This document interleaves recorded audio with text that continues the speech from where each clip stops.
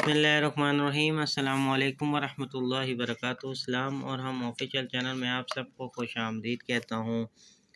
इस वीडियो को आखिर तक ज़रूर देखिएगा और सवाब की नीयत के साथ शेयर ज़रूर कीजिएगा। सूरह यासीन। एक बार सूरह यासीन पढ़ने का अनोखा करिश्मा। अगर कोई शख्स सूरह यासीन को बाद नमाज फ़जर एक मरतबा पढ़ने का मामूल बना ले तो वो बहुत जल्द लोगों में हर दिल अजीज़ हो जाएगा। इसके माल में बरकत होगी और हर किस्म की बुराई ख़त्म होकर तबीयत भी अच्छी कारी रंज पैदा होगा।